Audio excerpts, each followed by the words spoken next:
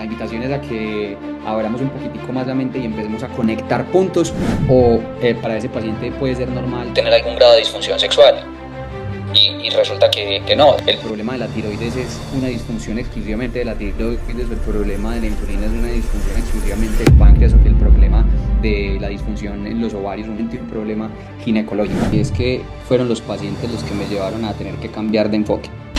Es lo que está sustentado en las guías. Se necesitan dos dedos de frente para saber que un anticonceptivo lo único que está haciendo es levantando la alfombra y echando la basurita debajo de la alfombra. Llegaron a mí y me derrumbaron un poquitico como ese ego de estar haciendo supuestamente el manejo más adecuado. Hígado no tiene los cofactores necesarios, no va a metabolizar bien la hormona. Pues ese normal lo está llevando a la condición a la que lo tienen en el consultorio hoy. Claro, siempre tiene explicación y hay vías comunes. La resistencia a la insulina es la vía común acá en todo esto. Buenas noches, Doc. Bienvenido. Gracias por aceptar esta invitación. Yo creo que muchas de las personas que estaban aquí estaban esperando este tema con ansias hace rato. Solo quiero decir que en el tema hormonal tan complejo, podemos decir que la hormona madre es la insulina. Bueno, estamos metiendo ya en toda la carne en el asador. Adelante, Doc. Este público es tuyo. David, muchas gracias y muchas gracias por la invitación. Y bueno, yo creo que vamos a abrir un poquito más la mente. La invitación es a que abramos un poquitico más la mente y empecemos a conectar puntos, más que todo para que nos salgamos del enfoque que siempre ha sido muy unidireccional en que el problema de la tiroides es una disfunción exclusivamente de la tiroides, o el problema de la insulina es una disfunción exclusivamente del páncreas, o que el problema de la disfunción en los ovarios, un ovario poliquístico o una endometriosis es solamente un problema ginecológico. Eso es lo que yo quiero lograr en la noche de hoy. Quiero arrancar, bueno, ya David me presentó, así que vámonos directo, pues como decía, con la carne en el asador. Y lo que quiero preguntar es, ¿cuántos de los pacientes que ustedes han tratado, bien tratados, según la formación que habían recibido, recibiendo la dosis de hormona tiroidea que supuestamente necesitan según sus niveles de TSH, o recibiendo el bloqueo hormonal adecuado con algún tipo de tratamiento anticonceptivo o dienogest en una paciente con endometriosis, van a su consulta y a pesar de eso siguen sintiéndose fatal? Entonces, quiero incomodar un poquito con eso porque a mí eso fue lo que me abrió los ojos y me puso a pensar en qué más estaba haciéndome falta en el enfoque después de haber sido ginecólogo, laparoscopista, dedicado a estar tratando pacientes con endometriosis y con dolor pélvico, y decir, pero ¿qué falta en esta ecuación? Y es que probablemente la información que hemos recibido todos ha sido bastante extensa. Sin embargo, siempre nos hemos enfocado en ver el cuerpo humano como órganos fragmentados, y debido a eso, de hecho, son las especialidades que gracias a eso nos permiten hacer una profundización muy intensa, conceptos muy, muy, muy finos y muy bien hilados, sin embargo, casi siempre muy desintegrados del resto del sistema. Eso, de cierta manera, es muy conveniente y nos ha permitido llegar a entendimientos muy profundos de cada funcionamiento del órgano, pero cuando empezamos a ver que esos pacientes no terminan de resolver, nos empezamos a dar cuenta que las respuestas están probablemente cuando empezamos a entender que la fisiología opera en forma de redes. Y más o menos por allá en 2011, 2010, 2011 comenzaron a salir unos artículos muy interesantes por un grupo de Harvard en donde empezaban a mostrar cómo se relacionan esas redes y cómo están propuestas estos conceptos de medicina en redes. Empiezan a mostrar los conceptos del diseasoma, o sea, cómo se integran esas enfermedades y cómo están relacionadas con diferentes nodos con respecto al metabolismo y la fisiología del cuerpo humano, y lo mismo con el metabolismo. Entonces, aquí lo primero que quiero plantear es esos fracasos que hemos recibido en nuestras consultas muchísimas veces realmente obedecen es a un problema del paradigma sobre el cual nos formamos inicialmente. Y lo que quiero mostrar con respecto a las disfunciones endocrinas, principalmente las reproductivas, que es a la que yo me dedico, es que esto es una imagen que me gusta mucho porque muestra claramente cómo están interrelacionados todos. Esto es una pelvis vista por la paroscopia donde está claramente invadida por endometriosis, hay unas inflamaciones muy severas a nivel de las fosas ováricas, las trompas completamente colapsadas y los focos de endometriosis por todo lado, pero la enfermedad no está ahí. La enfermedad probablemente está en la relación que hay entre la inflamación, cómo eso afecta las vías neuronales y los núcleos en el cerebro que están encargados de hacer la integración de esa información ascendente, cómo eso me afecta la función del hígado, del páncreas, del intestino, cómo se modula la insulina en esos entornos donde hay un metabolismo alterado y una inflamación crónica persistente, cómo se afecta la función tiroidea en este contexto. Y miren que ahí no hemos mencionado ni una sola vez hormonas como los estrógenos o la progesterona. Y es que claramente estas relaciones ya están mucho más dilucidadas en los últimos años, pero aquí quiero mostrarles un poquitico más al respecto. Entonces, las disfunciones endocrinas actuales o como las entendemos actualmente realmente no operan como entidades aisladas y persistir en esa idea de que intentar manejar a una paciente con endometriosis o manejar a un paciente con disfunción tiroidea exclusivamente, dándole la hormona que le está afectando o bloqueándole la hormona que creemos que es parte fundamental de su fisiopatología, es dejar por detrás muchísima parte de la investigación que hay actualmente y eso es lo que quiero mostrar acá. Quiero exponer simplemente de manera somera algunas de las patologías como más comunes en disfunciones hormonales reproductivas y quiero empezar por una que es muy común y es el síndrome de ovario poliquístico. El síndrome de ovario poliquístico puede ser una entidad que pareciera muy heterogénea. La prevalencia de esta enfermedad es bastante alta. Los estudios hasta hace 10 años mostraban que la prevalencia iba entre el 8 y el 10%. Sin embargo, cuando uno revisa estadísticas colombianas, estamos cercanos entre el 13, el 16 y algunos hasta el 20% en las mujeres de edad reproductiva. Hay unos criterios que nos permiten como aclarar o dilucidar específicamente si esa paciente sí está presentando un ovario poliquístico o no. Esos son los criterios más conocidos, sin embargo, son los más viejitos que hablan sobre la oligo o anovulación, el exceso de andrógenos que pueden ser clínicos, evidenciados por el hirsutismo o la presencia de andrógenos pues, en mediciones en laboratorios y la presencia de unos ovarios de aspecto multifolicular con unos criterios específicos. ¿Ok? Ya sabemos, esto siempre se ha sabido, pero digamos que cada vez está mucho más claro que la resistencia a la insulina, que es un fenómeno que voy a hablar un poquito más adelante con más detalle, es un factor fundamental en las pacientes con síndrome de ovario poliquístico y se presenta más o menos entre el 60 y el 80%. Ya nos tenemos que sacar de la cabeza esa paciente obesa, con vellos, con la piel grasosa, con el cabello grasoso, que era el fenotipo típico del Steven Leventhal con el que se describió el síndrome. Acá lo que sabemos es que tenemos unas pacientes que aún pueden ser delgadas, pero que presentan una característica importante y es la presencia de resistencia a la insulina dentro de su fisiopatología.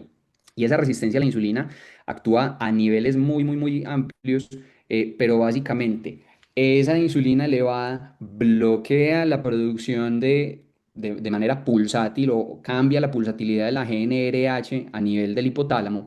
Esa disminución en la pulsatilidad de la GNRH hace que se aumente la producción de LH, haciendo que las células de la teca aumenten la producción de andrógenos.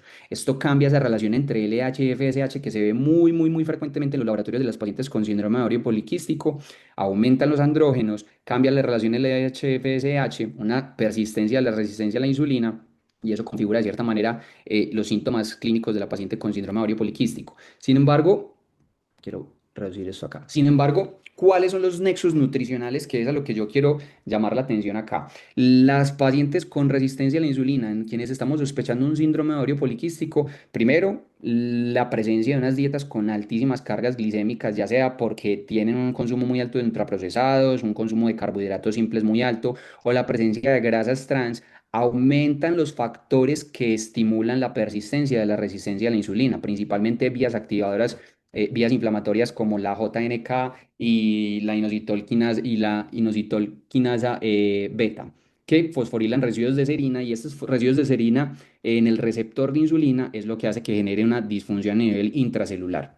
La fructosa libre, que está presente en muchísimos de los ultraprocesados que tenemos actualmente, pues generan una lipogénesis de nuevo directamente a nivel hepático y eso cambia brutalmente la sensibilidad del receptor de insulina, no solamente en el hígado, sino en el resto de las células del cuerpo, principalmente en el hígado y en el músculo, y esto hace que se mantengan unas cargas glicémicas muy altas.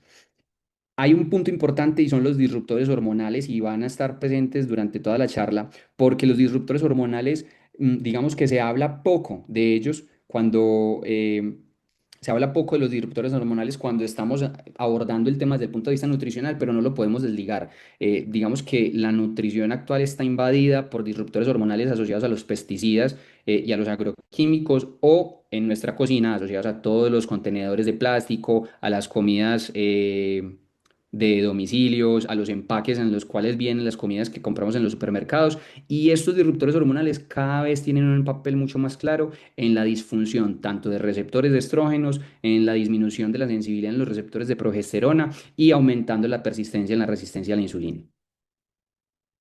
Otras enfermedades como la endometriosis y la adenomiosis, que es a lo que me dedico con mayor frecuencia en el consultorio, pues claramente tienen una base inflamatoria. La endometriosis es una condición supremamente común, más o menos el 10% de las pacientes en edad reproductiva pueden estar presentando endometriosis y en las pacientes que ya tienen una infertilidad confirmada, más o menos de entre el 35 y el 50% de esas pacientes con infertilidad tienen endometriosis. Estas pacientes con endometriosis, dentro de su fisiopatología hay unas características muy puntuales y es la presencia de una sobreexpresión en la aromatasa. Esa aromatasa, esa enzima que es capaz de convertir los andrógenos en estrógenos, está sobreactivada tanto a nivel sistémico, a nivel ovárico, pero específicamente en los mismos focos de endometriosis, haciendo que esos focos de endometriosis se perpetúen, aumentan por sí solas, porque los estrógenos que se producen aumentan en gran medida la producción de prostaglandinas proinflamatorias que perpetúan el crecimiento de estas células endometriales ectópicas, aumentando también su proliferación y vascularización, y esto pues genera digamos, una especie de círculo vicioso. Las pacientes con endometriosis específicamente tienen esa característica de la resistencia a la progesterona que perpetúa la inflamación, porque en este caso la progesterona funcionaría como una hormona antiinflamatoria. Sin embargo, esas células endometriósicas se vuelven resistentes a esa progesterona que las puede apagar. En cuanto a la adenomiosis, tiene unas vías fisiopatológicas muy similares, pero con una presentación clínica algo diferente. Pero el nexo nutricional que quiero llamar la atención es el tipo de dieta que presentan estas pacientes. Si tenemos, y de hecho es una de las cosas que yo utilizo con más frecuencia en mi consulta, y es una paciente con endometriosis, claramente lo primero que hago es bajarle los factores inflamatorios en su dieta, cambiarles el tipo de ácidos grasos que están consumiendo para que se me vayan hacia unos ácidos grasos tipo omega 3 y tratar de bajar la inflamación, que es como la gasolina que le está dando vida persistente a esta inflamación. La presencia de ftalatos y dioxinas que están por todas partes a nivel de cosméticos, a nivel de plásticos, a nivel de agroquímicos, pues también interfieren en la sensibilidad y del receptor alfa y el receptor beta de los estrógenos, y eso promueve la resistencia a la progesterona que podría apagar ese incendio, pero en este caso pues es un mecanismo fisiopatológico que está bloqueado. Entonces, como les decía, la endometriosis por sí sola tiene una fábrica propia de estrógenos que está dada por la persistencia de prostaglandinas tipo E2, una inflamación que se perpetúa tanto por la expresión aumentada de estrógenos como por el aumento de la producción de prostaglandinas proinflamatorias, un exceso de receptores y una sensibilidad aumentada a los receptores de estrógenos alfa y beta. Y la dieta inflamatoria, claramente, pues con una producción aumentada de interleuquina 6, interleuquina 1, factor de necrosis tumoral alfa, pues son la gasolina que le estaba haciendo falta a este ciclo vicioso. Hay una condición que cada vez veo con mucha más frecuencia, y esto acá quiero llamar la atención porque cuando empecé a formarme como ginecólogo realmente era una condición que se veía muy poco, y es la falla ovárica precoz o la insuficiencia ovárica prematura. Esta condición la veíamos muy raro. Ahora en mi práctica clínica veo fácilmente cada semana uno o dos casos de pacientes de 38 o 40 años con unas hormonas antimulerianas completamente suprimidas, con unos síntomas perimenopáusicos marcadísimos, y me empezó a llamar muchísimo la atención. Dentro de los factores más importantes en la fisiopatología de la insuficiencia ovárica precoz es el exceso del estrés oxidativo. La falla ovárica precoz tiene unas etiologías muy amplias y van desde autoinmunidad, infecciones virales. Los pacientes pueden haber pasado por quimioterapias o por radioterapias que llevaron al traste esos ovocitos. Sin embargo, en los casos en los que no sabemos qué puede ser, qué puede estar pasando, no encontramos ninguna etiología clara o no la buscamos de manera profunda, que es lo que suele pasar también en muchas ocasiones, pero lo que sí vemos es que hay un exceso de estrés oxidativo en esas mitocondrias de los ovocitos. Acá quiero ser muy enfático en el tema del estrés oxidativo, porque resulta que los ovocitos son y el tejido ovárico como tal es uno de los tejidos que contiene mayor cantidad de antioxidantes de manera natural en el cuerpo, y eso nos tiene que hacer pensar por qué el cuerpo va a dirigir esa cantidad de antioxidantes tan alta en esas células. Claramente tienen que proteger el material genético, pero ahí mismo, cuando tenemos un exceso de estrés oxidativo que tiene que ser compensado en todo el cuerpo, porque nada funciona a nivel orgánico en un solo puntico, estamos afectando el estrés oxidativo de toda la economía. Pues ese estrés oxidativo, cuando se ve superado, cuando los factores antioxidantes propios o endógenos se ven superados por el exceso de estrés oxidativo, ya sea por la carga inflamatoria, por la disfunción metabólica, por la exposición a toxinas ambientales o por la presencia de infecciones crónicas, pues claramente empieza a sobrepasar la capacidad antioxidante endógena del paciente y comienza a generar lesiones a nivel del DNA mitocondrial. El DNA mitocondrial, cuando empieza a funcionar mal, es el principio del fin de ese ovario porque se daña su mecanismo de producción energética de forma adecuada. Acá claramente la exposición a toxinas ambientales o a disruptores hormonales está cada vez más fundamentado. Las dioxinas activan un receptor generando metabolitos genotóxicos para ese ovocito. Los pesticidas organoclorados pues están a disposición en todos los supermercados y esto es un efecto apoptótico directo sobre esos ovocitos. El BPA que está presente en los tickets que recibimos y las personas que trabajan en cajeros están altamente expuestas a BPAs todavía y en este caso uno de los factores que ayudarían a tratar como de compensar ese exceso de estrés oxidativo sería por ejemplo el selenio como cofactor en la glutatión peroxidasa. Algunas otras condiciones hormonales como el hipo o el hipertiroidismo o la hiperprolactinemia o el hipogonadismo masculino, pues entonces también tienen unas relaciones nutricionales claras. Por ejemplo, las deficiencias nutricionales de yodo, de selenio, que son muy frecuentes, de zinc, que son muy frecuentes, pero que no las buscamos de manera puntual. Es raro que pidamos zinc en sangre, sin embargo, yo cada vez veo más deficiencias de zinc en las pacientes que les hago mediciones.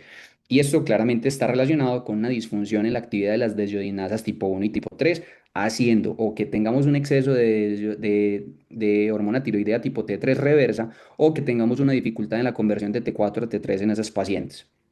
Acá el nexo nutricional que quiero mostrar es, por ejemplo, también las pacientes con obesidad y exceso de leptina, cómo esa leptina puede bloquear la estimulación de las neuronas tirotropas, haciendo que se genere una especie de hipotiroidismo relativo en una paciente que puede tener cantidades normales de hormona tiroidea. Sin embargo, cuando evaluamos la producción de función de TRH, probablemente no está funcionando muy bien y eso me apaga la producción de TSH.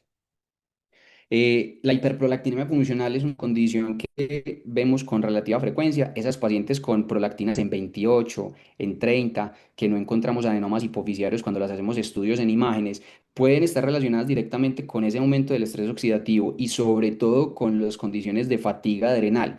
Las personas con exceso de cortisol o con una supresión de cortisol, porque ya están en fases muy avanzadas de fatiga adrenal, la resistencia a la insulina la resistencia a la insulina está presente en casi todas ellas. La disfunción de la microbiota intestinal, de la que no hemos hablado puntualmente, pero tiene un papel fundamental en la regulación hormonal, principalmente en la de los estrógenos y en la de la función tiroidea. Eso genera una disrupción endocrina por esto no, pero la exposición a disruptores endocrinos, claro. Acá tenemos un exceso de interleuquinas proinflamatorias, tina 6, 1 beta, factor o alfa. Esto lleva a la activación excesiva de un factor nuclear kappa B que aumenta la producción de esas mismas citoquinas proinflamatorias y genera un bloqueo a nivel de los mecanismos intracelulares de la actividad de la insulina en todas las células del cuerpo. Eso lleva a la resistencia a la insulina, principalmente periférica, a nivel de ¿por qué es importante la disbiosis en este caso? Por el estroboloma. Esa cantidad de DNA, no solamente de los bichos tipos bacterias, sino virus y otro tipo de microorganismos que pueden alterar cómo se metabolizan esos estrógenos y cuántos de esos estrógenos pueden entrar a recirculación para que sigan haciendo actividad cuando ya no deberían hacerlo. Los senoestrógenos y los xenobióticos que los he mencionado, esto digamos que es la antesala para poder mencionar cómo es que deberíamos abordar este tema con los pacientes y es, empecemos por la cocina, empecemos por la comida. Venga, usted, ¿en qué tipo de recipiente está calentando sus alimentos o cómo le llegan sus alimentos? Y si están conscientes, y sobre todo es hacer consciente al paciente de si de si tienen claro que cada vez que están calentando sus alimentos en recipientes en recipientes de plástico están aumentando su exposición a xenoestrógenos y a xenobióticos en general. Acá los talatos, el BPA, ya les mencioné pues que activaban mucho, aumenta mucho la sensibilidad a los receptores de estrógenos tipo alfa y tipo beta. Esto sabotea por completo la diferenciación de los folículos en ese ovario cambia por completo el recuento espermático y promueve pues, la hipogénesis patológica. Esto es muy característico y un paciente con obesidad es muy frecuente encontrar niveles de de carga tóxica, niveles de carga tóxica acumuladas muy altos. Entonces, empiezan a ver que hay unos factores comunes en todas estas fisiopatologías y es resistencia a la insulina, exceso de citoquinas proinflamatorias, pero acá está uno de los más comunes y los que yo creo que empezamos a pasar de largo y es ese exceso de tejido adiposo que puede ser muy inflamatorio. En medicina funcional hay un esquema que cuando yo lo conocí me cambió por completo el chip y es entender las disfunciones hormonales no como simplemente niveles en sangre de cómo estaba la hormona tiroidea o si podemos medir niveles de estrógenos, cómo están esos estrógenos, sino entender que las hormonas funcionan en ejes donde hay que tener en cuenta la producción de esa hormona, qué tanto se sintetiza y cómo se secreta, cómo se transporta, qué tan sensible es ese receptor a esa hormona y si se está detoxificando bien. Eso es un acrónimo al que llamamos PTSD. Y cada vez que uno aborda a un paciente con una disfunción hormonal y piensa, PTSD, cómo está su producción, cómo está su transporte, qué tan sensible es ese paciente a esa hormona y cómo la está detoxificando, se nos vuelve la tarea mucho más fácil. En cuanto a producción, por ejemplo, tenemos alteraciones como el robo de cortisol en un paciente con estrés, con un estrés emocional o físico aumentado. Eso hace que las vías de, de producción de hormonas esteroideas se altere, dirigiéndose todas hacia la producción de cortisol por el robo de pregnenolona. La aromatización que se da no solamente a nivel ovárico, sino también a nivel de glándulas suprarrenales y tejido periférico, principalmente en grasa y el agotamiento de esa producción hormonal en las pacientes perimenopáusicas o pacientes que han sido sometidas a cualquier intervención iatrogénica, ya sea por cirugía, por quimioterapias o radioterapias. Entonces, ¿qué tan afectada puede estar esa producción hormonal? ¿Qué tan afectado puede estar ese transporte? Y acá la principal molécula que tenemos que tener en mente es el transporte a través de la globulina transportadora de hormonas sexuales, que funciona como el carrito a través de la cual esas hormonas viajan, pero no de forma disponible, sino que se va liberando dependiendo de la necesidad del organismo. Y acá la dieta cumple un papel fundamental porque la dieta tiene la capacidad de regular de manera importante la producción de esa globulina transportadora de hormonas sexuales. La sensibilidad, y eso es uno de los puntos que a mí más me gusta porque explica por qué pacientes con niveles hormonales adecuados en los laboratorios no responden de la misma manera clínicamente, ya sea aumentando la dosis o eliminando esa hormona de circulación, y es que, o disminuyendo esa hormona de circulación, y es que probablemente la misma cantidad de hormona para el paciente X no tenga el mismo efecto en un receptor que es mucho más sensible a otra paciente que tiene la misma hormona en una cantidad Y.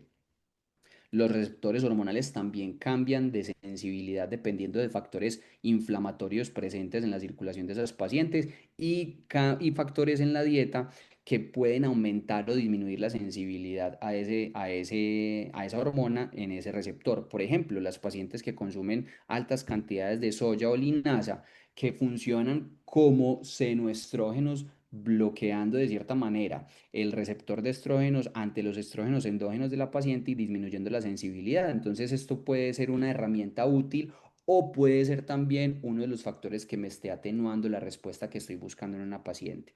Y obviamente la resistencia a la insulina, que genera una disfunción a nivel general en toda la economía hormonal de las pacientes, porque la resistencia a la insulina bloquea los mecanismos de metabolismo de cada una de esas glándulas que están tratando de generar la cantidad de hormona adecuada.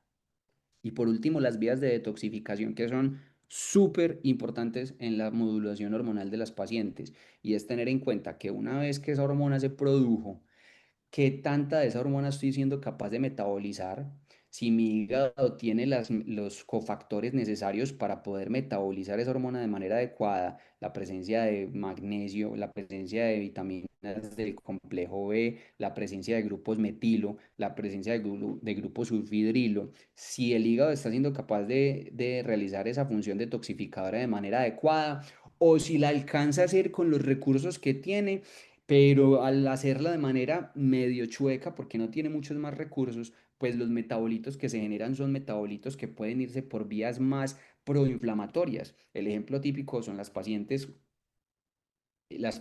que tienen un metabolismo de los estrógenos que se va hacia las vías 4-hidroxiestrógenos o 16-hidroxiestrógenos, los cuales son mucho más proliferativos, mucho más proinflamatorios, y de hecho las 4-hidroxiquinonas, que es uno de los metabolitos de los estrógenos, tienen una capacidad mutagénica importante. Y por último, si esa detoxificación se dio de manera adecuada al final de la fase, en esa fase 3 hepática, en donde podemos eliminar esos estrógenos que ya habían sido metabolizados, fueron glucoronados de manera adecuada o fueron metabolizados con cualquiera de los otros cofactores y fueron eliminados del organismo de manera adecuada a través de unas deposiciones buenas o a través de una buena hidratación con con la excreción a través de orina o sudor. Entonces, acá quiero mostrar si los patrones nutricionales podrían llegar a cambiar cómo manejo a esas pacientes con disfunciones hormonales. Y lo que quiero mencionar acá es que los patrones nutricionales que les empezamos a recomendar a los pacientes tienen que estar guiados por el perfil neuroendocrino y metabólico de ese paciente, con la condición predominante de ese paciente, y no solamente la condición clínica, sino también la condición socioeconómica de la paciente. ¿Cómo están sus niveles de resistencia a la insulina? Que para medirlos de manera objetiva podríamos utilizar el índice OMA. Yo lo utilizo casi que de manera rutinaria en las pacientes para poder llevar un número y mostrarle a la paciente, mire, estamos en estos números y a partir de acá tenemos una clara resistencia a la insulina, o muy bien, felicitaciones, esa intervención de simplemente quitar la gaseosa o quitar el pan o quitar el arroz blanco o quitar el exceso de carbohidratos en todas las comidas que estaba llevando, si está surtiendo efecto. Y eso para un paciente es bastante motivador, que los que estamos metidos en este cuento probablemente nos hemos dado cuenta que aquí tenemos mucho de coach y de motivadores en estos procesos. Y claramente la microbiota pues influye de manera brutal en qué tanto éxito vamos a tener en las intervenciones. Pero ojo, esto no puede ser por las tendencias o las modas nutricionales que aparezcan en Instagram, porque hay oleadas, como que se viene la oleada de la dieta paleo, oleada de la dieta keto, la oleada de las dietas antiinflamatorias, y realmente lo que quiero mostrar es que hay un perfil de dieta para cada tipo de paciente según la disfunción metabólica que yo estoy encontrando en la historia clínica de esos. Una de las dietas que tiene mayor evidencia desde hace muchísimos años ya para lograr algunos efectos clínicos importantes es la dieta mediterránea, y en el contexto de la disfunción hormonal tiene clara evidencia en síndrome ovario poliquístico, en endometriosis, en pacientes con menopausia y en pacientes hombres con hipogonadismo. Claramente es una dieta que tiene una cantidad alta de polifenoles, omega 3, genera una disminución importante en interleuquinas proinflamatorias y en estrés oxidativo, pero miren esto, y es que la duración de esa dieta debe ser alrededor de entre 3 y 6 meses, no menos porque no vamos a ver efectos, pero probablemente no más porque este paciente, cuando lo volvamos a evaluar dentro de 6 meses y el paciente fue adherente, vamos a tener a otro paciente desde el punto de vista metabólico, hormonal, emocional o hasta económico, ¿sí? ¿Qué deficiencias o qué dificultades presenta esta dieta? Puede tener limitaciones en lo cultural. La gente puede no estar acostumbrada a comer sardinas, a comer anchoas, a comer nueces, a comer frutos secos, a comer olivas, y es una dieta que puede resultar también cara en algunos contextos. La dieta antiinflamatoria. Esta dieta tiene clara evidencia en pacientes con endometriosis, adenomiosis y en pacientes con síndrome metabólico. Acá lo que hacemos es eliminar grasas trans, eliminar harinas, y eso evidentemente disminuye esos factores proinflamatorios con ese exceso de interleuquinas. Pero ojo, esas pacientes con esas dietas antiinflamatorias debemos instaurarlas entre 2, máximo 3 meses, porque suelen ser dietas muy restrictivas.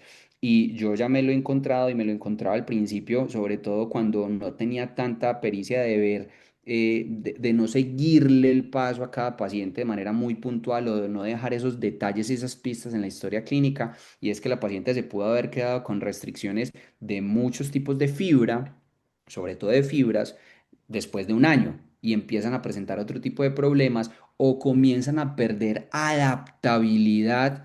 Entonces es una paciente que después de 8 meses de no haber comido absolutamente nada de gluten, o 8 meses de no haber comido absolutamente nada de fibras provenientes de pan integral o de arroz integral, empiezan a presentar unos síntomas de distensión abdominal muy frecuentes o muy marcados cuando empiezan a hacer reintroducciones. Entonces, no son dietas que se puedan mantener a muy largo plazo, pues, sobre todo esta dieta antiinflamatoria por restrictiva.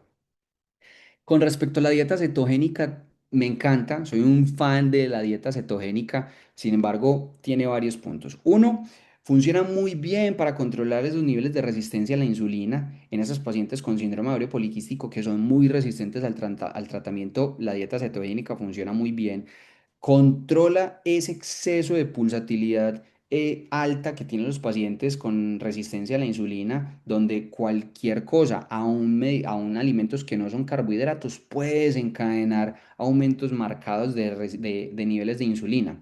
Esa insulina baja de manera dramática en los pacientes con dieta cetogénica, tienen una marcada pérdida de grasa visceral que tiene un componente proinflamatorio muy alto. Se instaura entre 8 a 12 semanas, pero ojo, acá la gran dificultad es, uno, la gente no está acostumbrada a llevar una dieta con exceso en grasas. Dos, casi siempre la instauran mal porque digamos que tienen que tener una buena persona que les esté guiando de la mano. Yo me apoyo de un par de nutricionistas con quienes trabajo porque realmente necesitamos que sea alguien experto en nutrición para que lleve la minucia de ese plan nutricional en esos pacientes, y suele ser una dieta que es muy pobre en fibra. Esto casi siempre puede llevar a una paciente a disbiosis si no se hacen los ciclos de carbohidratos adecuados durante esa dieta cetogénica. La dieta DASH, por otra parte, también tiene algunos efectos interesantes en las pacientes con síndrome de ovario poliquístico, en hipertensión, en síndrome metabólico, pero digamos que está mucho más recomendada para pacientes con enfermedad renal. No me dedico mucho a los pacientes con enfermedad renal.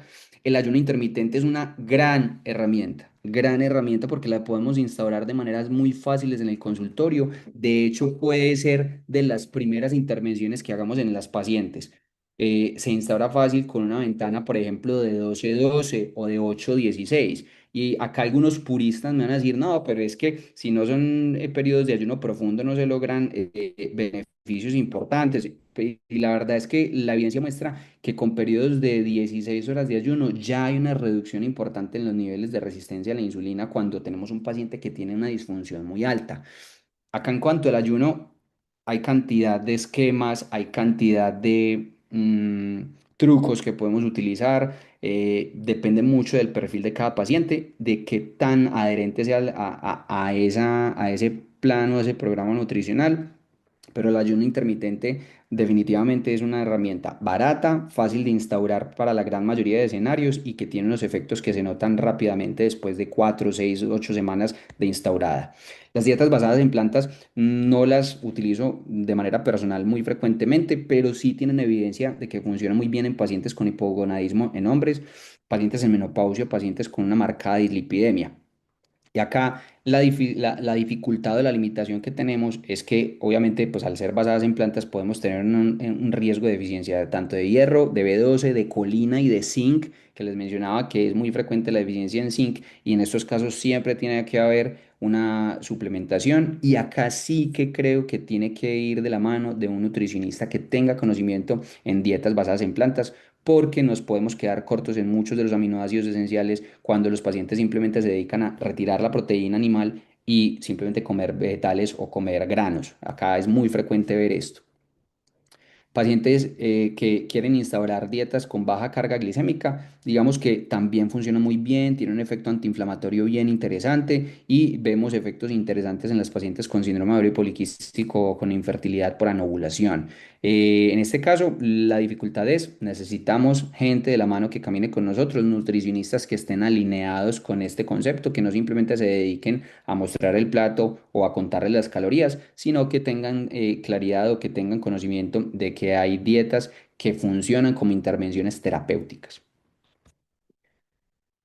Entonces, ya introduzcámonos un poquito más en el tema de suplementación, y es que si bien la dieta bien llevada puede mejorarnos muchísimo la calidad de paciente y el tipo de paciente y las condiciones de disfunción de esa paciente, probablemente va a ser insuficiente. Uno, por el tipo de alimentos que conseguimos. Dos, porque es que los suelos definitivamente tienen un desgaste a nivel de la cantidad de minerales que logran extraer del suelo. Y tres, porque no estamos hablando de pacientes sanos, estamos hablando de pacientes que quieren empezar a ver mejoría en sus condiciones una vez ya inicien el tratamiento con nosotros. Entonces acá quiero mencionarles algunos de la suplementación que contienen más evidencia para tratar de regular esa disfunción hormonal. Una de ellas es el inositol. Amo el inositol desde que lo conozco como intervención en disfunciones hormonales. El inositol es una molécula que se produce de manera endógena en nuestro cuerpo y hay una relación que es muy importante, que es esa relación entre 41, 40 de mioinositol con respecto a uno de chiroinositol, que son isoformas, pero esa relación, cuando se cambia, o porque la paciente no tiene un acceso nutricional adecuado, o porque tiene una disfunción metabólica importante con unos niveles de resistencia a la insulina importante, esa relación, cuando se recupera, me ayuda a activar mucho la maquinaria intracelular del receptor de insulina. Entonces tiene un efecto bien interesante en las pacientes con síndrome de ovario poliquístico y uno lo ve, uno lo ve claramente. Después de la que el paciente lleva 4 o 6 semanas utilizando inositol, la paciente se siente con más energía, la paciente empieza a notar regulaciones en su ciclo hormonal. Yo personalmente veo muchas pacientes con disminución de la dismenorrea cuando están utilizando inositol, aunque de eso no haya evidencia ni se hable mucho en los estudios. La vitamina D claramente es una de las intervenciones que tiene más evidencia en cuanto a ayudar a regular esos ejes hormonales. No es una vitamina, es una hormona y yo la utilizo de hecho en dosis mucho más altas. De forma diaria la suplemento en mis pacientes entre 4.000, 5.000 unidades y hasta 10.000 unidades al día en las primeras fases de tratamiento cuando hay una evidencia de deficiencia de de vitamina D. Tiene evidencia en pacientes con tiroiditis de Hashimoto, tiene evidencia en endometriosis, tiene evidencia en síndrome de ovario poliquístico, pero ojo, no sé si a ustedes les ha pasado, pero con mucha frecuencia encuentran pacientes que a pesar de estar suplementando vitamina D no logran subirle sus niveles de manera adecuada. Y una de las cosas que tienen que tener en cuenta es, uno, esa paciente no se que puede quedar suplementando solamente vitamina D, tienen que indicar la exposición al sol. Y dos, tienen que pensar en los cofactores como el magnesio, que tiene que estar incluido para poder hacer la activación de manera adecuada de esa 25-hidroxivitamina D a 1,25-hidroxivitamina D. Entonces acá viene el magnesio, que es otra de las cosas que tiene más evidencia. La dosis viene siendo entre 300 y 600 miligramos al día. Dependiendo del tipo de formulación de magnesio, pues lo vamos a utilizar según nuestros objetivos, si queremos mejorar la calidad del sueño o si queremos mejorar la función gastrointestinal. Pero ojo, es que el magnesio está incluida en cantidad de reacciones metabólicas, funciona como cofactor en muchísimas reacciones, entonces casi que de entrada el magnesio debería ser parte de la dieta de esas pacientes y lo que sabemos es que los vegetales que tenemos a disposición en el mercado casi todos vienen con algún grado de depresión de magnesio, entonces el magnesio parte de la dieta de nuestras pacientes. El omega 3 desafortunadamente acá en Colombia no tenemos posibilidad de tener pescados de fuentes naturales ricos en omega 3 y la idea es que la podemos suplementar con un buen suplemento a dosis adecuadas entre 1.000 y 3.000 miligramos al día. Esto tiene muy buena evidencia en pacientes con endometriosis, síndrome de ovario poliquístico y en dislipidemia, sí que tiene eh, evidencia. La N-acetilcisteína como donador de cisteína, que es un precursor en la producción de glutatión endógeno, eh, cada vez ha ganado más terreno. Yo no lo suelo utilizar de manera directa porque usualmente son pacientes que, si bien va a tener la cisteína, el paciente puede no estar contando con la maquinaria intracelular adecuada o con los cofactores adecuados para poder hacer esa conversión de cisteína a glutatión o porque tenga una deficiencia en algunas vitaminas del complejo B, o porque le falte magnesio, o porque el exceso de inflamación tiene bloqueadas las conversiones a través de las enzimas. Entonces, el NAC sí tiene algo de evidencia, sobre todo en las pacientes con endometriosis o ovario poliquístico, y acá empieza a cobrar relevancia en las pacientes con falla ovárica precoz.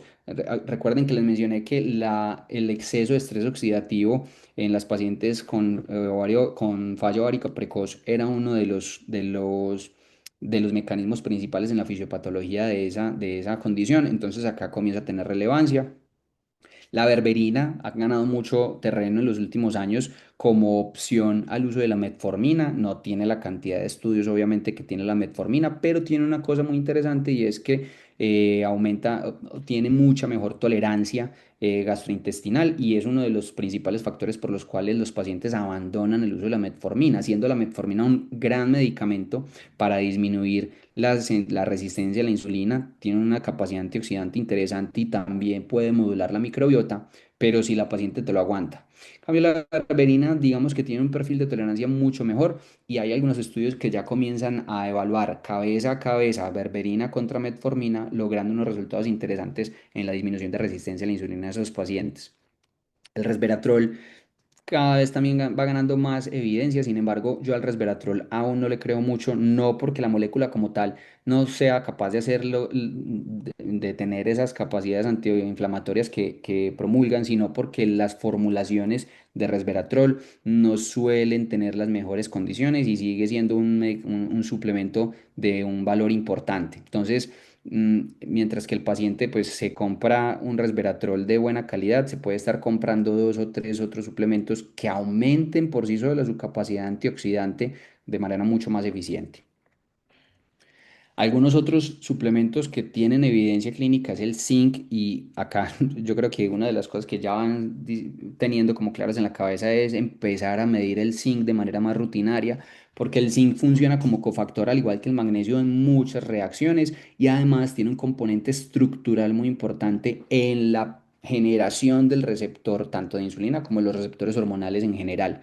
La dosis que no se les pase de 20 miligramos, 30 miligramos ya suele ser muy mal tolerada, pero entre 15 y 20 miligramos los pacientes lo toleran si lo consumen con los alimentos. Siempre procurar darlo en formas queladas como bisglicinato, picolinato. Y tiene unos efectos bien interesantes en los pacientes con síndrome ovario poliquístico, Hashimoto, hiperprolactinemia funcional, esos pacientes que tienen exceso de cortisol, que no encontramos adenomas. Y ojo, siempre hay que darlo con una pequeña dosis de cobre. Entonces acá la relación es zinc-cobre más o menos de 15 o 16 a 1. Por cada 16 miligramos de zinc vamos a dar 1 miligramo de magnesio de cobre, perdón, dentro de su suplementación. El selenio, muy importante para poder generar esa batería de producción de antioxidantes endógenos, se da en forma de selenometionina y la dosis viene siendo de 100 a 200 microgramos al día, pero ojo, que no se nos pase de 400 porque también puede empezar a tener unos efectos tóxicos en el cuerpo. La coenzima Q10 es un antioxidante propio que nosotros producimos y que sabemos que puede estar bloqueado cuando el paciente consume estatinas, pero no solo en ese escenario. La coenzima Q10 también se puede depletar porque el paciente tenga un exceso de estrés oxidativo que esté obligando a que esa mitocondria esté sacando de donde pueda para poder sobrepasar esa cantidad de estrés oxidativo que tiene en exceso. La coenzima Q10 la damos entre 100 y 400 miligramos al día. Procuren que se consiga en formas reducidas porque tiene mayor capacidad antioxidante y puede tener algunas interacciones con antihipertensivos. De hecho, es frecuente ver que el paciente empieza a regular sus niveles de presión arterial cuando empezamos a hacer suplementación con coenzima.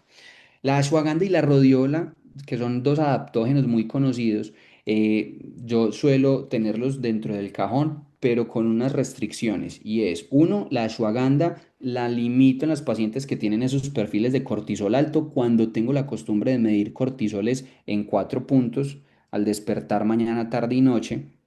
Entonces, para esa paciente que tiene persistentemente niveles de cortisol elevados, la ashwagandha funciona muy bien, pero ojo, lo que sí quiero decir yo es que la ashwagandha es un adaptógeno, los adaptógenos son plantas que me ayudan a adaptarme a la situación. Yo no puedo pegarle un freno persistentemente a las neuronas generadoras de CRH porque después voy a generar una desadaptación de esa paciente. Entonces, después de 6, 8 semanas, si ese paciente no se ha adaptado a la situación de estrés que lo tiene, un entorno laboral o un entorno familiar, probablemente va a tener que cambiar de estrategia o el paciente no está introduciendo dentro de su estilo de vida una estrategia, una herramienta que le ayude a sobrepasar ese estrés emocional o físico que lo tiene con esos niveles de cortisol elevados. Mientras que la rodiola suele ser mucho más útil en esos pacientes que tienen un perfil de cortisol ya bajo, plano, esos pacientes que están en unas fases más avanzadas de fatiga adrenal.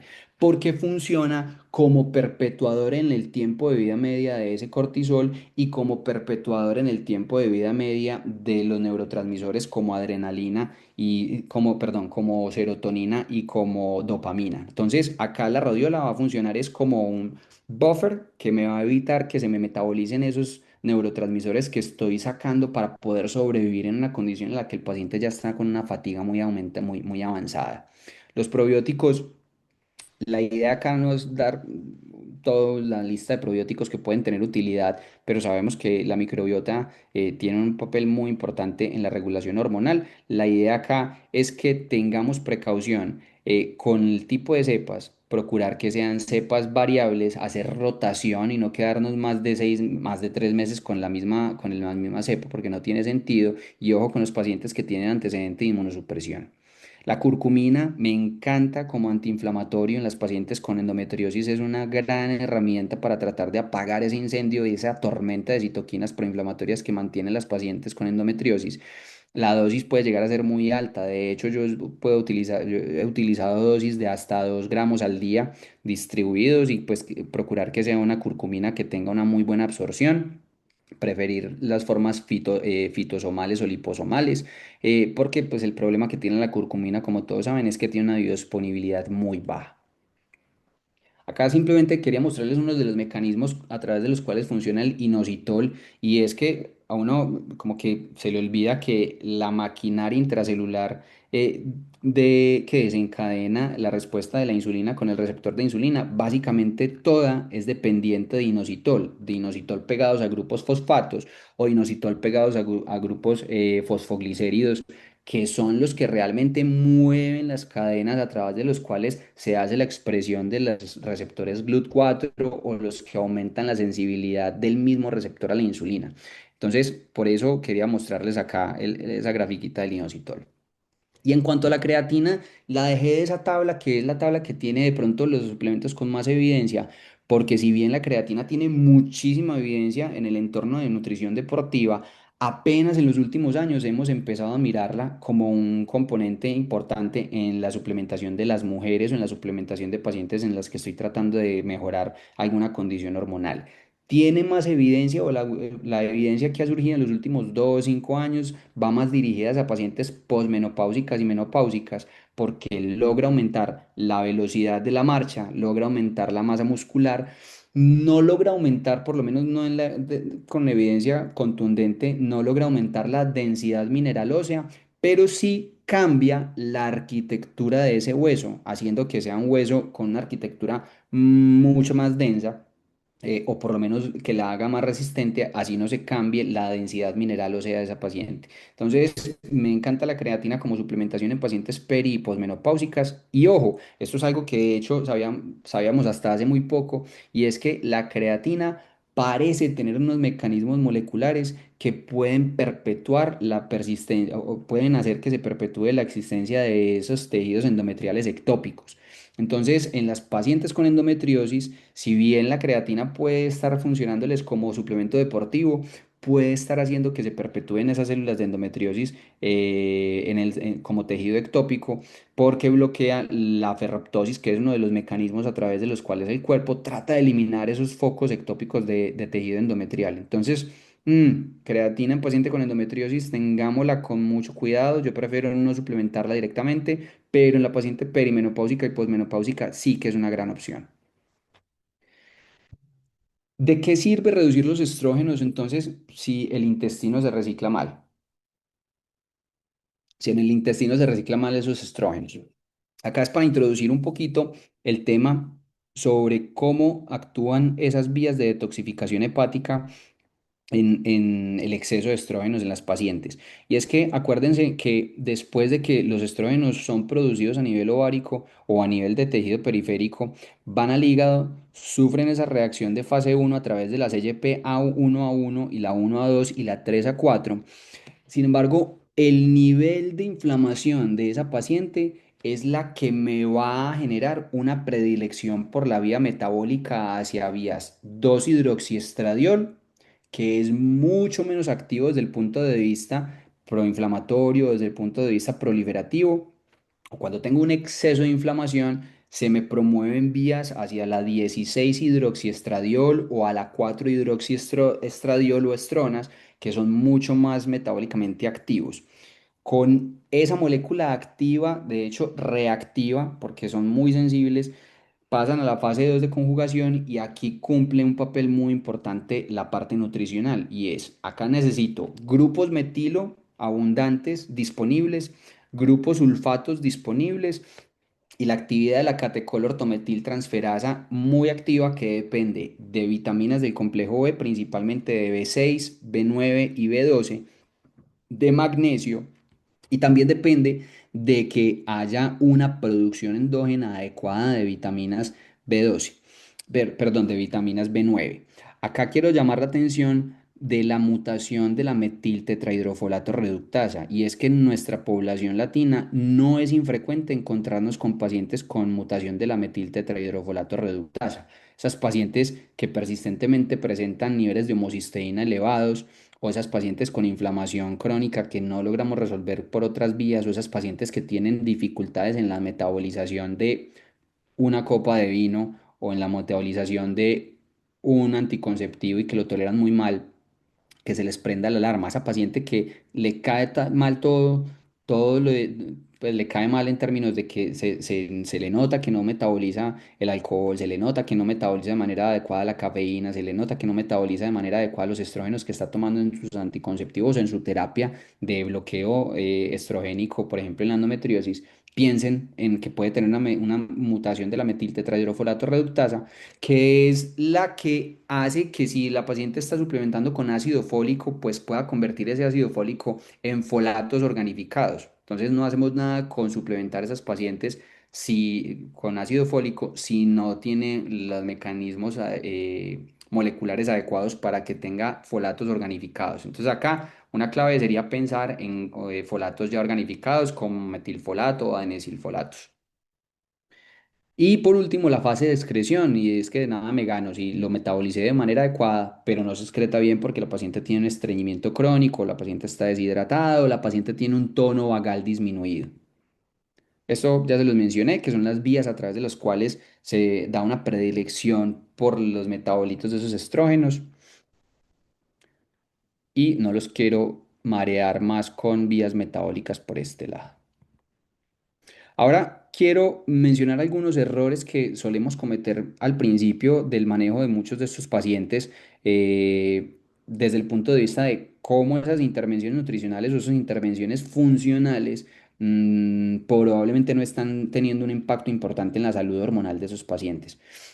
Y uno de esos errores, por ejemplo, en las pacientes que me consultan porque tienen acné, hirsutismo o ciclos irregulares, es pensar que si esa paciente no es obesa, no debería estar buscando resistencia a la insulina. Acá, por norma, casi que todos los pacientes a los que estemos abordando deberíamos ir a atacar esa resistencia a la insulina y la manera más obvia de hacerlo es tener un punto de base para que veamos dentro de nuestras intervenciones y dentro de 6 semanas o 8 semanas o 12 ya hemos notado una disminución en los niveles de resistencia a la insulina. Entonces, por norma, paciente a la que le sospeche síndrome ovario poliquístico, así tenga bajo peso, así sea una paciente delgada, debemos estar buscando resistencia a la insulina. En los pacientes hombres con hipogonadismo, solo esperar que dándoles testosterona a los que tienen la posibilidad de hacer reposición hormonal con hormonas bioidénticas, solo dándoles testosterona vamos a arreglar el problema. Y es que acuérdense que acá tenemos una disfunción del terreno, acá tenemos un paciente inflamado con resistencia a la insulina, que además si le damos andrógenos exógenos, vamos a tener el problema de la aromatización periférica, perpetuando ese exceso de estrógenos, aumentando esa obesidad visceral del paciente y generando todavía aún más disfunción hormonal. Las dietas hipocalóricas extremas, y esto se presenta con mucha frecuencia, el paciente entiende lo que quiere. Y si de repente tenemos un paciente con trastorno de la conducta alimentaria o un paciente que simplemente entiende que tiene que quitar casi todos los alimentos de su dieta porque todos son inflamatorios, nos vamos a encontrar con mucha frecuencia con pacientes que tienen unas dietas con muy baja contenido de calorías durante el día, dietas por debajo de 1000 calorías durante el día y eso claramente tiene un efecto importante en el eje tiroideo sobre todo. Ojo con las pacientes con dieta cetogénica o a las que llegan con dieta cetogénica o se les instaura y que la paciente tenga un antecedente de amenorrea hipotalámica, o sea, la paciente que hace triatlones, o sea, la paciente que estoy sospechando que a la paciente que estoy sospechando que pueda tener algún tipo de disfunción, por ejemplo, con prolactina o una amenorrea hipotalámica como tal. Sí, porque esas pacientes cuando tienen dietas cetogénicas, sobre todo mal implementadas, se puede estar perpetuando esa condición. Muy importante, traten de limitar lo más que puedan la exposición de estrógenos a esas pacientes cuando tienen un intestino que no está funcionando mal, ¿sí? Y acá no solamente hablo de estrógenos ambientales, de estrógenos formulados, ya sea a través de anticonceptivos o estrógenos en terapia de reemplazo hormonal, sino los senoestrógenos, porque esas vías de detoxificación que les mencionaba arriba, pues van a funcionar como perpetuadores. La vitamina D, claramente ya sabemos que es parte de las intervenciones casi que de rutina de casi todos nosotros. Sin embargo, acostumbrémonos a medirla para poder tener un nivel basal sobre los cuales vamos a trabajar. La queremos llevar a niveles altos y las queremos entre 60 y 80 sin miedo. Si las acompañamos de vitamina K2 para ayudar a fijar ese calcio en el hueso y que no se deposite en tejido vascular. Sin embargo, tengamos mediciones basales y tengamos mediciones en los seguimientos. Ojo con las fuentes de proteína, y es que empezamos a promover el consumo más alto de proteína, sobre todo en pacientes perimenopáusicas y menopáusicas, donde quiero llevar ese consumo de proteína al menos a 1,2, 1,5 gramos por kilo, pero procuremos de que sean fuentes más limpias, porque estamos olvidando que esa cantidad de senoestrógenos ambientales también pasan a estar presentes en la grasa de esa proteína animal. Pacientes, ya se los había mencionado, y es los pacientes con obesidad y esas disfunciones tiroideas. En algunos pacientes, solamente comenzando a regular los niveles de obesidad, disminuyendo 8 o 10% del peso corporal de sus pacientes, podemos modular de manera adecuada esa función tiroidea en algunos de ellos por el exceso de leptina o esa resistencia a la leptina que disminuye la actividad de las hormonas, de las neuronas tirotropas. La prolactina elevada que les mencioné inicialmente, si ya descartamos que no tengamos ninguna lesión a nivel del sistema nervioso central, empecemos a reducir niveles de cortisol, descartemos que el paciente no tiene deficiencia de zinc y comencemos a modular los niveles de resistencia a la insulina. En muchos casos vamos a lograr modular los niveles de prolactina de manera natural sin tener que intervenir con cabergolina o bromocriptina. Eduquemos al paciente, y eso es un error súper frecuente.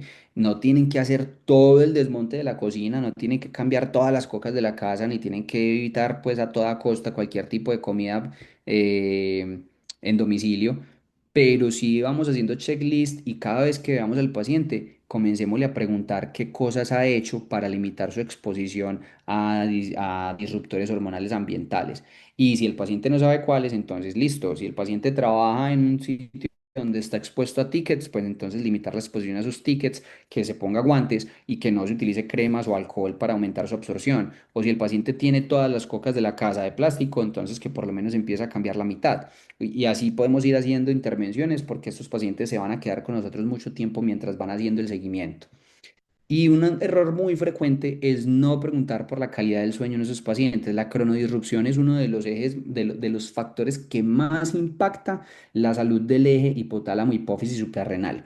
Un paciente que tenga un eje hipotálamo hipófisis suprarrenal alterado, con dolor crónico, difícilmente va a mejorar si tiene una cronodisrupción importante. El paciente que hace turnos en la noche y no está tratando de cambiar esto de manera laboral, el paciente que tiene exposición a luz azul hasta altas horas de la noche solamente por falta de higiene del sueño, claramente son intervenciones que se pueden lograr fácil, no cuestan nada, o pues por lo menos la limitación a la luz azul no cuesta mucho, y nos puede empezar a ayudar a mejorar ese hipotálamo hipófisis suprarrenal de manera muy rápida.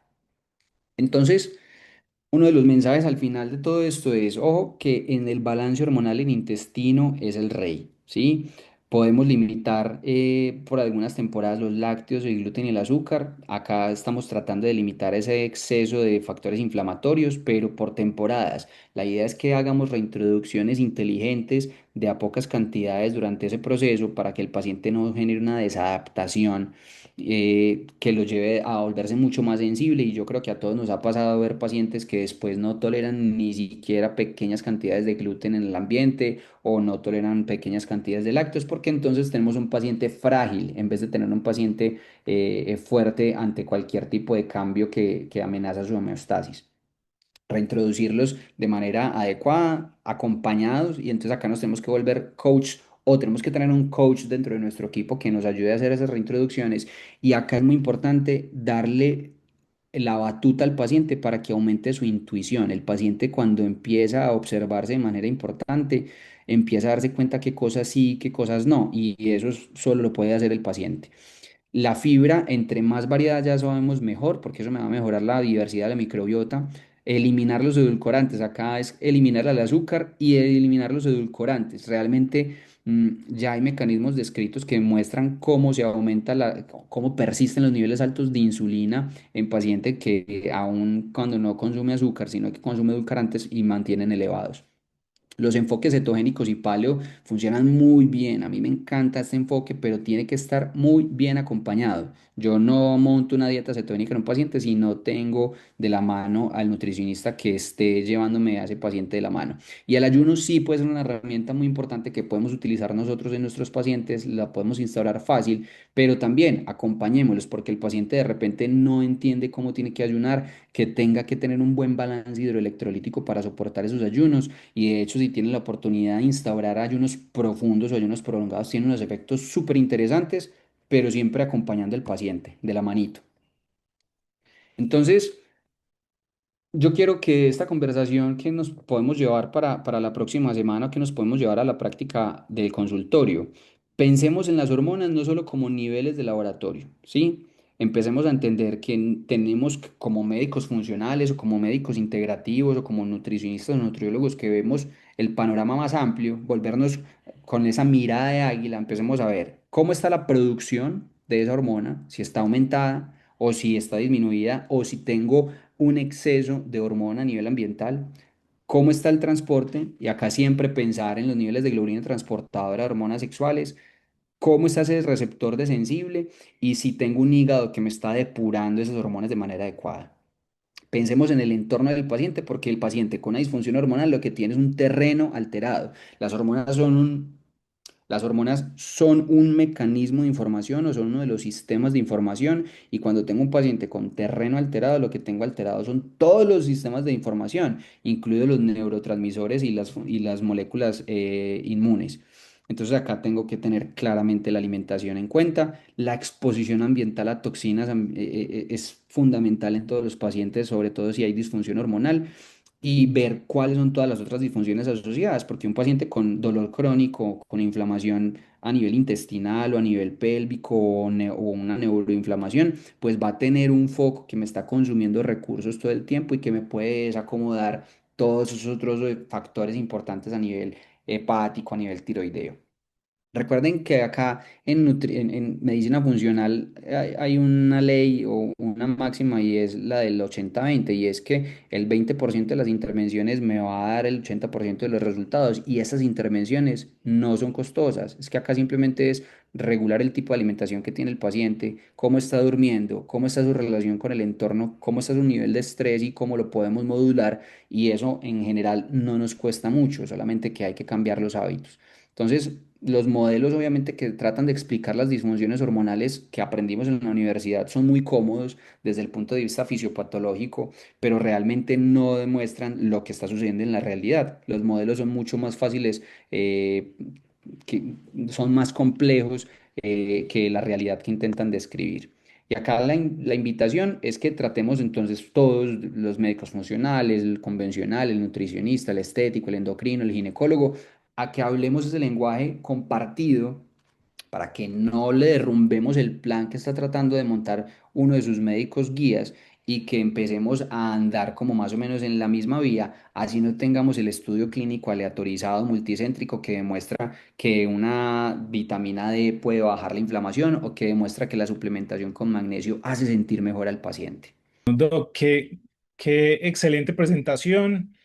Me deja en shock los datos que usted da sobre el tema de endometriosis y resistencia, perdón, y síndrome de ovario poliquístico que tiene tanta prevalencia que tal vez ignoramos, y aquí tenemos, creo que una gran mayoría de mujeres, saber que estamos entre tal vez acercándonos a un 20% de la población femenina con este tipo de problemas es algo que nos pone a pensar. Todo el tema del entorno que usted mencionaba, el hecho de tener refractarias y plásticos en todo lo que tenemos, fosfatos en diferentes ultraprocesados, eh, la facilidad que tienen algunos médicos simplemente para formular un medicamento sin tener en cuenta el entorno, eh, eh, cosas que pueden sumar tanto. Yo quiero arrancar preguntando por ahí, ¿por qué hacer ese esfuerzo como médico de meternos con temas tan complejos como los hábitos del paciente? No es más fácil simplemente tómate este medicamento, una pastilla al día o media o la que sea y nos vemos dentro de 3 meses. Activo por aquí el audio, ahí está. David, es que mira que fue una cosa muy interesante y es que fueron los pacientes los que me llevaron a tener que cambiar de enfoque.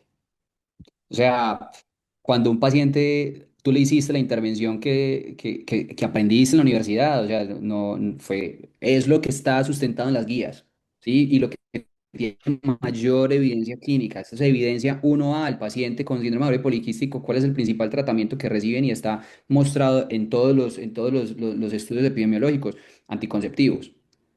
Pero, hombre, a ver, se necesitan dos dedos de frente. Una vez uno piensa por fuera de la caja, se necesitan dos dedos de frente para saber que un anticonceptivo lo único que está haciendo es levantando la alfombra y echando la basurita debajo de la alfombra, porque la resistencia a la insulina se está perpetuando de manera importante y el paciente nunca la resolvió. O el paciente me llegaba después de haber sido operada por endometriosis, tenerla bloqueada desde hace 2 años con Dienogest y aún así el paciente sentirse fatal porque tiene el intestino vuelto nada o porque se siente con una fatiga marcada. Entonces fueron los mismos pacientes que me obligaron a mí y me derrumbaron un poquitico como ese ego de estar haciendo supuestamente el manejo más adecuado y decir, nos toca cambiar de enfoque y acá tengo que empezar a buscar otras respuestas. Yo pienso que no son temas complejos, David. Cuando uno empieza a estudiar un poquitico esto, se da cuenta que tiene tanta coherencia con la fisiología que estudiamos en la universidad y tanta coherencia con la bioquímica, que uno dice, pero es que ¿por qué dejamos de estudiar, por qué dejamos de aplicar lo que nos habían enseñado en las básicas en la universidad? Y esto es que es fisiología, esto es endocrinología, esto es la fisiología en la endocrinología aplicada. Simplemente es darnos cuenta que si un hígado no tiene los cofactores necesarios, no va a metabolizar bien la hormona. Probablemente acá tiene que ver mucho ese retraso, ese delay que hay entre la investigación clínica, donde demuestran a través de investigaciones muy mecanicistas, y cómo se traduce eso en la aplicación clínica. Y de repente uno tiene que empezar a ser un poquito más osado, leerse el paper y decir, pucha, esto puede estar funcionando en paciente, o mi paciente tal vez lo que está teniendo es este nivel de disfunción o esta deficiencia y yo no se la había buscado. Me parece que no son intervenciones complejas, David. Es que modular el tipo de alimentación es simplemente cambiarle el mindset al paciente de que de repente lo que él creyó que toda la vida era normal, que alimentarse de esa manera era normal, pues ese normal lo está llevando a la condición a la que lo tiene en el consultorio hoy. Entonces, venga, usted ya hizo esto durante los últimos 15 años, intentemos una cosa, porque usted ya ha pasado por 5 médicos, ninguno le ha resuelto el problema y sigue con el mismo, con los mismos síntomas. Intentemos esto, intentemos los 6 meses. Intentémoslo 3. Y si no hay ningún cambio, pues perfecto, vuelva a lo que estaba. Pero usted le hace una modificación a la alimentación de ese paciente, le quita azúcar, gluten, lácteos, lo suplementa con magnesio, vitamina D, inositol, y ese paciente en 3 meses te vuelve diciendo, pucha, perdí 5 kilos, perdí 3 kilos, no sé por qué, no sé si fueron que es que estaba inflamada, no sé si eran de agua, pero me siento mucho mejor. Y esa es la evidencia. Yo ya estoy convencido de que esos pacientes son mi evidencia. Genial. Yo voy a interrumpir un momentico y a pedirles un favor y es que primero nos agreguen a Instagram porque estamos muy comprometidos con educar precisamente a las personas con buena información, con información bien basada, con buena comunicación científica. En todo esto que nos decías, Doc, ¿cuánto dura una consulta contigo? ¿Cuánto le dedicas a un Eh, paciente? no, no va de 1 hora y 10 más o menos. Digamos que, y es algo que he empezado a implementar, y es que hay formatos que uno puede llenar con el paciente desde antes. de esos hábitos, para poder conocer al paciente desde antes, desde que cuando se siente ya en tu consulta, ya haya un formato donde me muestra claramente si el paciente tiene un alto consumo de azúcar, un alto consumo de gluten, cómo son sus horarios de alimentación, porque no es tan frecuente que lo preguntemos. Normalmente, venga, ¿y usted desayuna? ¿O usted cena? ¿Y a qué hora cena? Ah, sí, doctor, yo llego más o menos a mi casa a las 7 de la noche y estoy cenando para las 9. Ya empezamos mal, sí. Entonces, esos formatos me facilitan mucho la vida y hacen que vea al paciente con un panorama como mucho más amplio desde el principio, pero una hora más o menos estamos hablando de hábitos y de sus síntomas y cómo pueden estar relacionados para empezar a conectar puntos. Exacto, y desde ese punto de vista poder corregir esos hábitos que finalmente es el objetivo. Si no se preguntan, es imposible corregirlos. El Doc, paciente cree que es lo normal, el paciente cree que eso es lo normal, toda la vida lo ha hecho así. Entonces, si alguien no le muestra, venga, hay otra forma de hacerlo. Entonces, es cambiarle el mindset al paciente.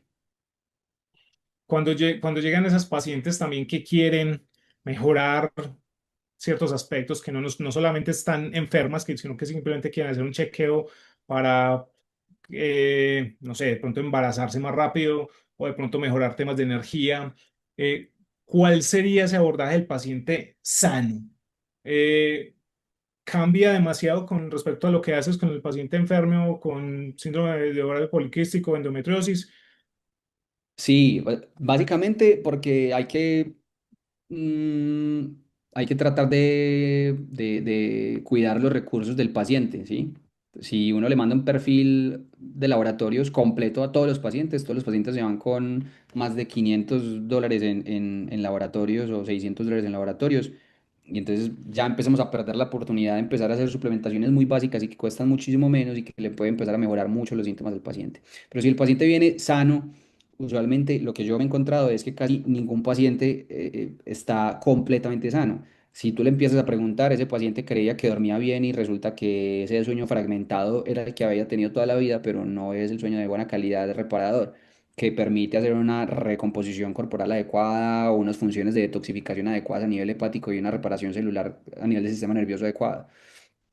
O para ese paciente puede ser normal tener algún grado de disfunción sexual y resulta que no. Entonces, lo que yo me he encontrado es que es raro encontrarme un paciente que no tenga nada, es decir, que uno no le encuentre dentro de esa hora en la que estamos hablando, que uno no le encuentre algún grado de disfunción.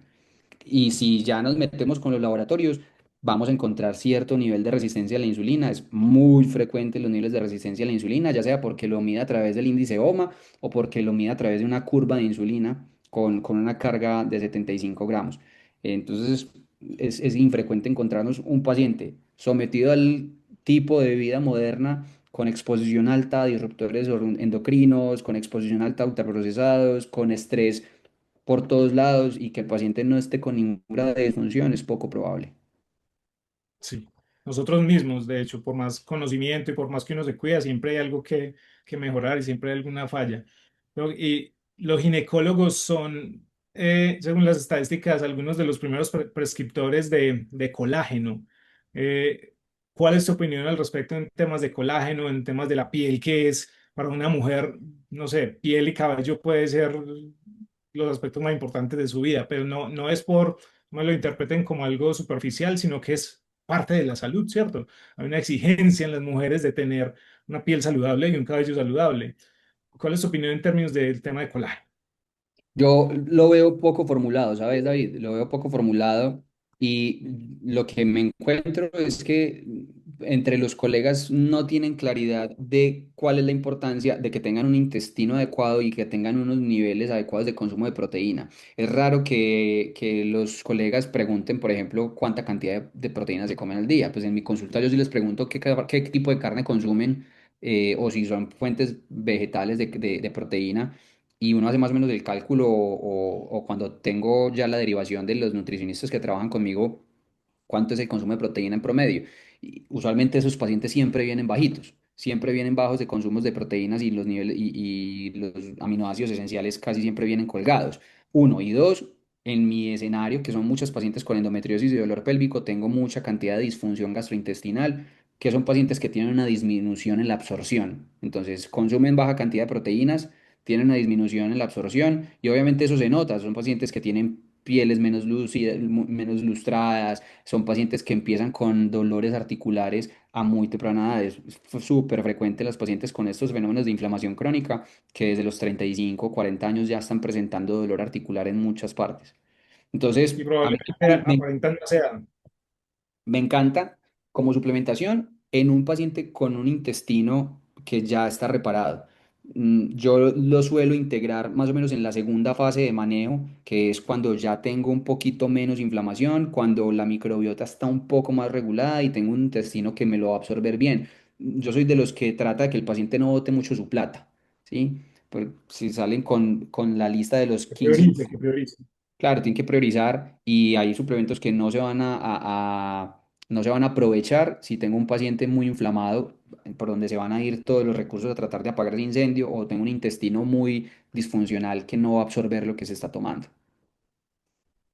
De todos los que mencionados en términos de inflamación, pues la cúrcuma o la curcumina en general y los curcuminoides son algunos de los más estudiados, pero porque hay gente que todavía cree poco en este tipo de suplementos. Usted mencionó algunas dificultades en el tema de absorción. ¿Cuáles serían los puntos clave si quisiéramos pensar en un suplemento de este tipo? No, con los curcuminoides siempre tienen que estar asociados a piperina, pues que es lo que le aumenta la absorción, y a sustancias lipofílicas para que aumente su absorción. Si es a partir de la dieta, realmente es que tiene que consumir unas cantidades industriales de cúrcuma, pues para poder lograr unos efectos terapéuticos. Acá lo que le cambia a uno el chip es pensar que yo estoy utilizando la cúrcuma como una herramienta, o los curcuminoides como una herramienta del arsenal terapéutico. Entonces acá, además de los antiinflamatorios o de las hormonas que estoy utilizando, voy a utilizar la cúrcuma como herramienta terapéutica para apagar ese incendio, no simplemente como suplementación nutricional convencional. Y si quiero lograr un efecto terapéutico notable, me toca utilizar dosis muy altas. Si son dosis que no se logran, de hecho, normalmente con la dieta y con la dieta normal, acá tengo que echar mano de formulaciones que utilicen la biología molecular como parte de su mecanismo de acción para que aumenten su absorción. Yo soy amante de la cúrcuma en mis pacientes porque veo el efecto, pero definitivamente me voy por formulaciones que sean liposomadas o que estén muy bien formuladas para aumentar su absorción.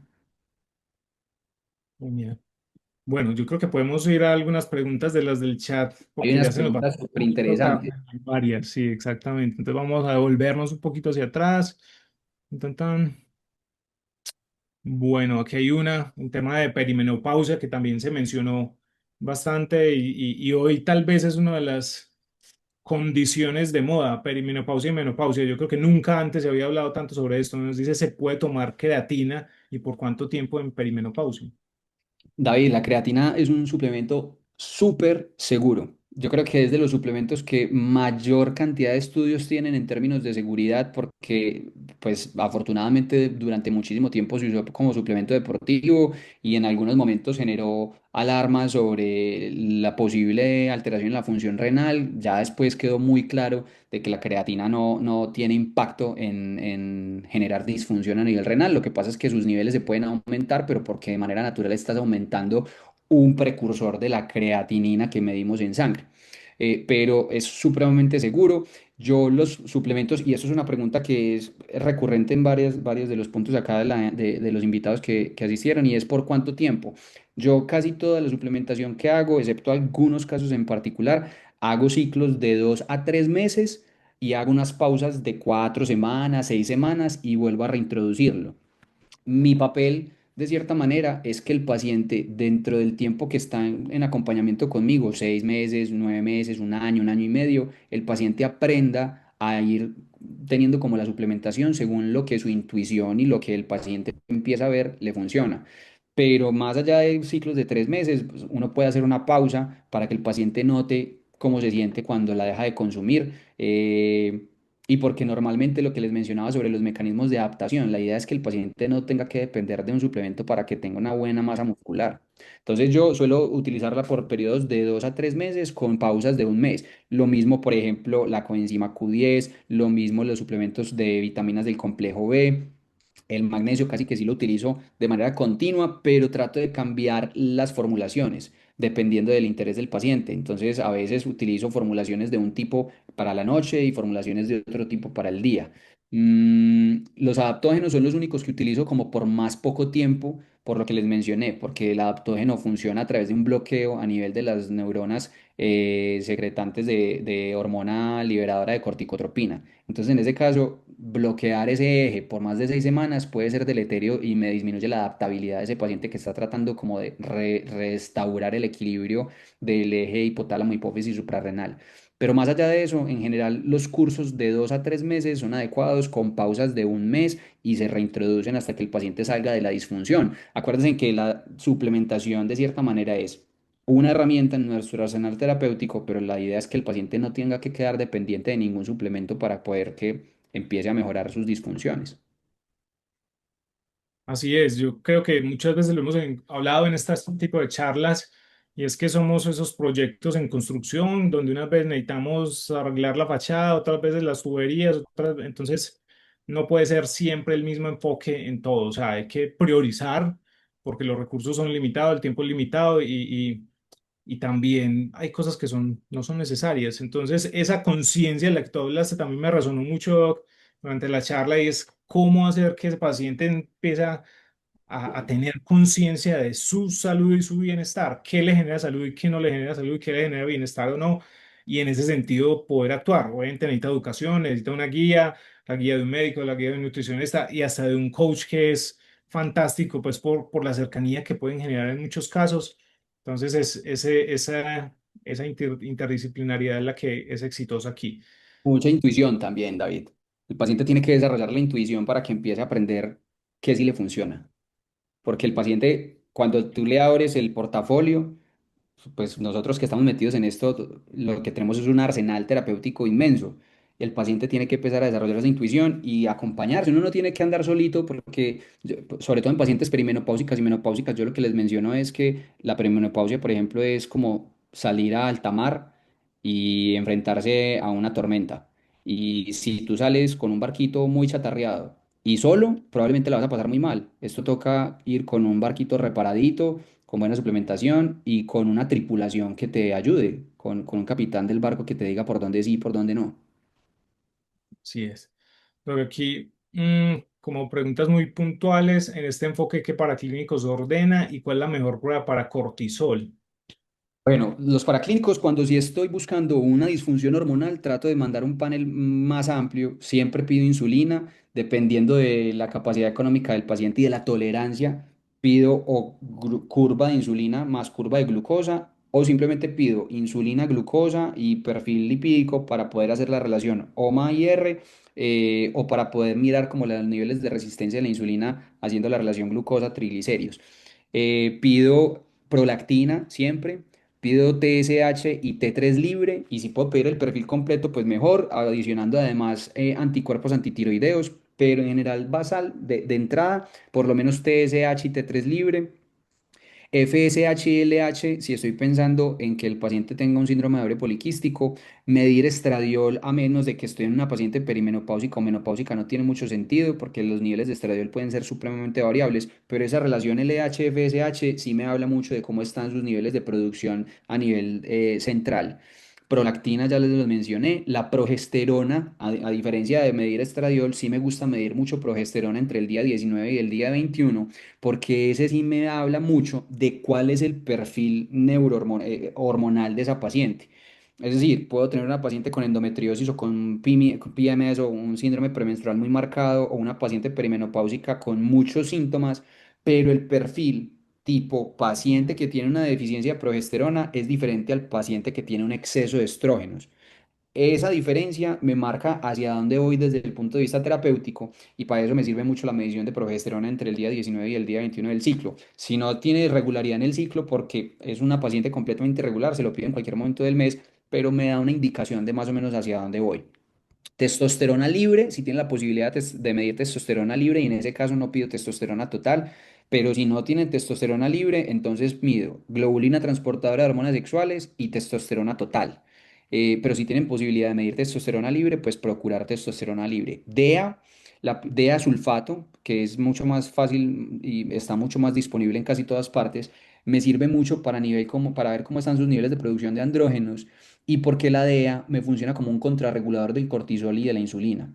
Entonces, cuando tengo niveles muy bajos de DEA, solamente con darle un poquitico de apoyo a los niveles de vitamina D, tratar de regular los niveles de insulina, ya sea con un sensibilizador a la insulina como el ácido alfa-lipoico, la berberina o la metformina, obviamente con la nutrición, esa paciente adicionándole un poquitico de DEA puede mejorarme mucho los niveles de cortisol.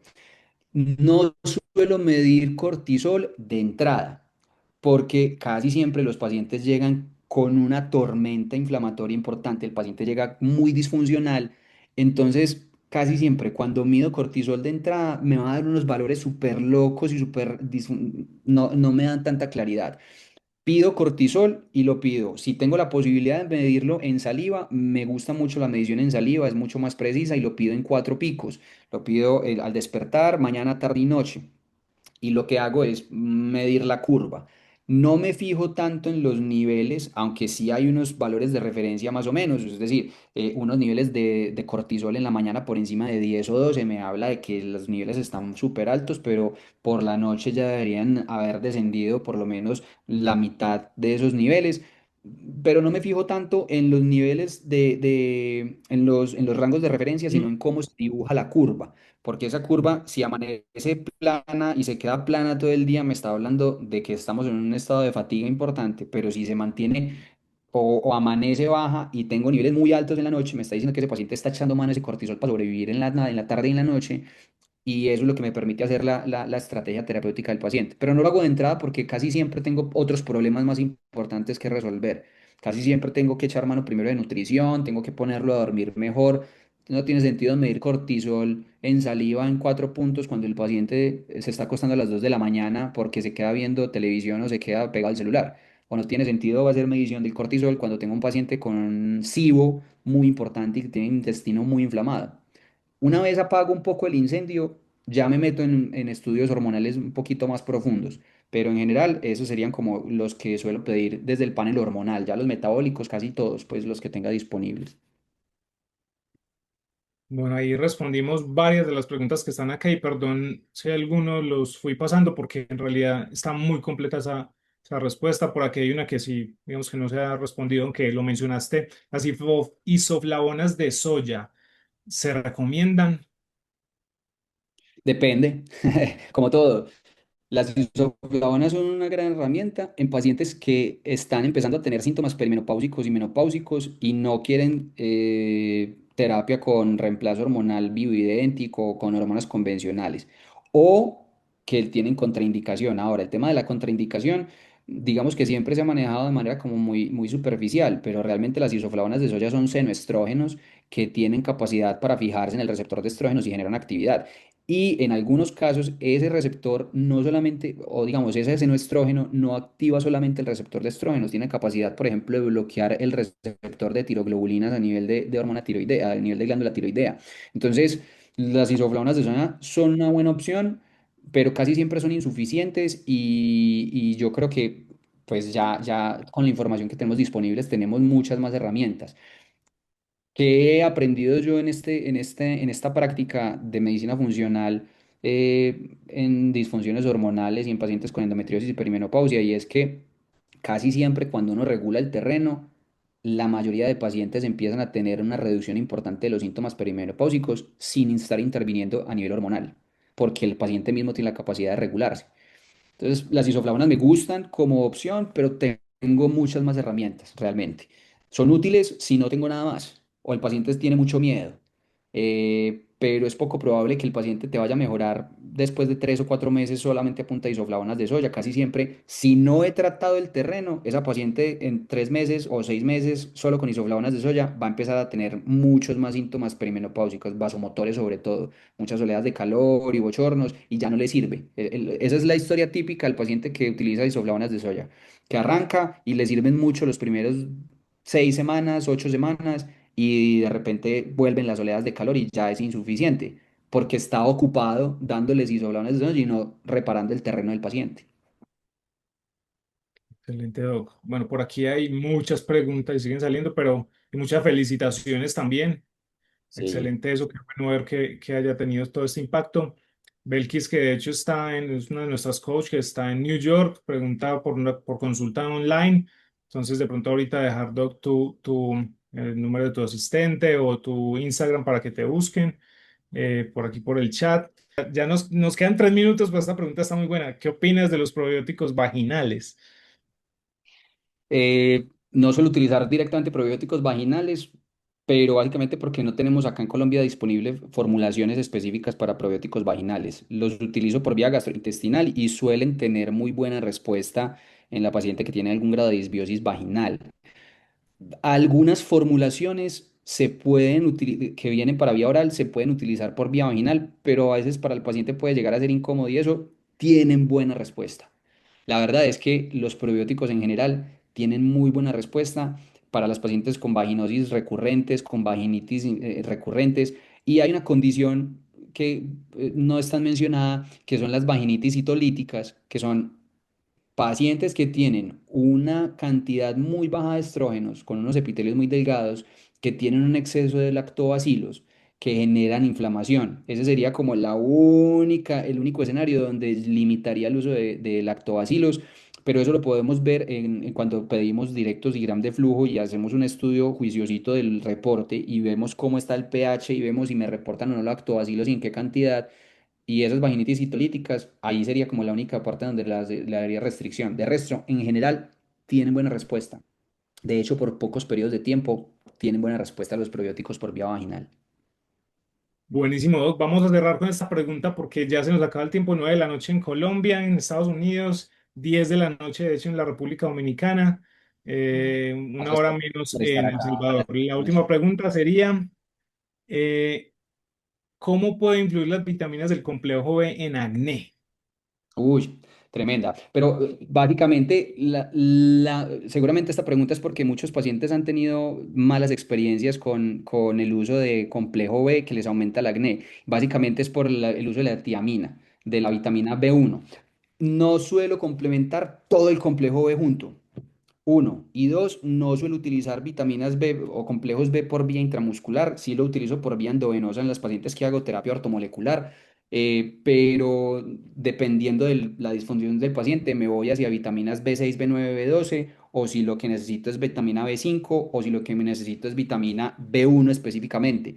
Entonces, no lo hago al bulto. Eso es lo que normalmente pasa en una paciente que tiene niveles de vitamina D bajos, un intestino inflamado. Usualmente esa paciente tiene una mala respuesta cuando se aplican dosis de complejo B. O cuando la utilizan de manera oral y tienen una disbiosis intestinal muy importante. Eso es un efecto que uno ve con mucha frecuencia, pero casi siempre está muy limitado al uso de la tiamina. Así como en medicina, como que todo nos va llevando a los procesos inflamatorios en muchas fisiopatologías, como que la explicación bioquímica de muchas cosas, todo aterriza en alguna hormona, ¿no crees, Doc? Aterriza Yo en los estoy sistemas de conectando. información.